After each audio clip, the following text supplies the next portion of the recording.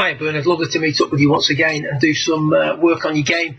Just a quick recap on the key points that we covered. I've tried to break this down into two different recaps, the other one to follow shortly.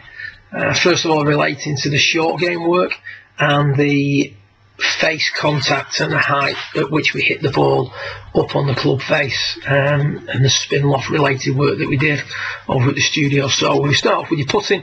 Pretty good putting stroke, to be fair. One of the things that we discussed that you do tend to do is you tend to try and manipulate a putter that's designed to be used with a slight arc, minimal arc, not a massive arc, but just a little bit of arc, in a manner that you would try and use a face balanced putter. So you're trying to keep this putter going down the target line for a little bit too long. As a result, we tend to add a little bit of loft at impact, so the ball starts to bounce. We can be prone to the odd heel strike. What we also do is we start looking where that golf ball's going far too soon. Head coming up off the wall, losing our inclination to the ground, and the putter works away from us. So what we talked about was staying in your angles for longer, so try and keep your eyes, hit the putt, keep looking down, and then as you look to see where the ball has gone, try to do it whilst maintaining your angles and keeping your head in position so that the eyes aren't sort of levelling up like we see here, and the spine angle sort of changing.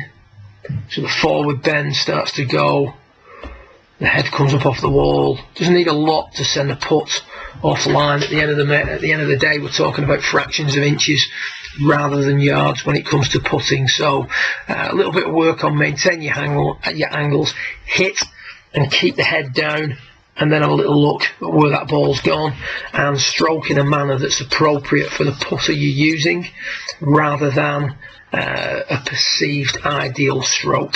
So we then look at your chipping. One of the issues we had here was that in order to get good contact, we were putting a lot of weight forward, and we're doing that by leaning the upper centre way forward. We were putting the ball further and further back from this 0 point and pushing the handle more and more forward. And the problem we had here is that we were doing this to create better contact, but one of the problems is we're now exposing the leading edge of the club much more to the ground. So if we're slightly out with a strike, we don't get away with it. The big word for the session in regards to your short game was appropriate. You need to set up in a manner that is appropriate for the shot that you're trying to play. And what we did was we used a spectrum of ball positions nearer to the left shoulder to shallow out the angle of attack and get the ball up in the air, and further back from the left shoulder to increase the steepness and deal off the golf club. And we explained a few variables that you need to apply when doing that. And what we found was that when you were trying to play the ball up in the stance with a lofted club, you were quite comfortable. You had no issue of just inching the ball forward, softening the club face to give you a little bit of trajectory control. One of the things that you weren't comfortable with was de-lofting the wedge. So what we discussed was that when it comes to the low running shot, don't be a slave to the process of the system. Just use a less lofted club. It's not a problem doing either, as long as you know what to expect and what to adjust. So start the session very, very forward with the hands, forward with the upper centre, almost trying to take the wrist out of this golf swing. And then when it comes time to hit the shot, what starts to happen is we start to go looking for the loft that we've taken off at address. You can see the left shoulder raises very quickly.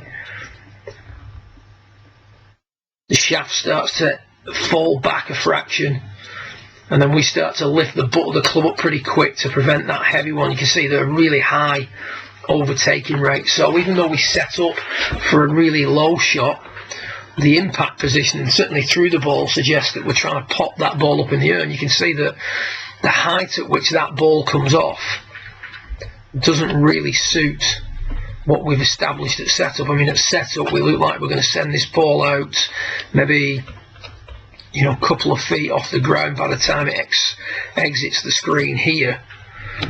And then when it comes to the shot itself, we just add a tremendous amount of loft. The club overtakes the hands, and you can see the increase in trajectory. I mean, the shot that you're hitting doesn't really look like you're trying to play that shot at setup. So we just said that, we want to address in an appropriate manner. We want to keep, if we're trying to hit the ball higher, then we can allow the club to overtake the hands a little bit, maybe a little bit excessive on that one there, and then we flatten out that lead wrist. And if we want to hit the ball lower, we'd have a slightly slower overtaking rate. As the ball goes forward in the stance, we can widen the stance up also to shallow out the angle of attack, again making it easier for us to hit the ball a little bit higher. As the ball goes back in the stance, keep the stance and the feet together, and we try to keep the overtaking rate to a minimum. So it's trying to make sure that the setup that you adopt is appropriate. In regards to the driver, when we looked at it on the monitor, we were generating quite a lot of spin, and we had a really high dynamic loft. Now, the spin comes from, more than anything, the amount of loft that you were adding, but you also were hitting the ball quite high up on the face. Now, I appreciate that high face contact, in the grand scheme of things, as a generalisation, would reduce spin and increase launch, but in our case it actually doesn't. We're hitting way too, we're not just hitting high up on the face, we're hitting the top edge of this golf club. So as a result, we're just popping these things up in the air at this footage. Your goal as you swing the driver is to maintain the loft on the club face, which we did through sort of flattening out the left wrist, and hit up on the ball slightly, so we're hitting more centered on the club face. So you can sort of almost make it, we don't mind hitting sort of on the top segments of this club, but we don't want to be hitting on the top edge of the club. So what we're doing here is we've got 10 degrees of loft on the driver, we're hitting up on it a couple of degrees, which gives us a spin loft of 8 degrees. So we're going to flatten out the left wrist, which is going to allow us to hit up without hitting across too much, and it's also going to allow us to maintain the loft on the club face. The way we achieved the higher or the lower face contact was learning to push up out of the ground by using a drill with a very curtailed backswing like we use here. As you can see, the club reaches low point, then starts to work up, but we're maintaining the loft as we do it. If we hit up by flexing the lead wrist and by falling back, we're going to add too much loft, and as a result we won't hit the ball further and we won't spin the ball less. Hope things are going well since your visit. I'm now going to go through the swing changes that we prescribed in your following recap. Like I say, I'll just sort of recap everything one final time in that recap. Well done.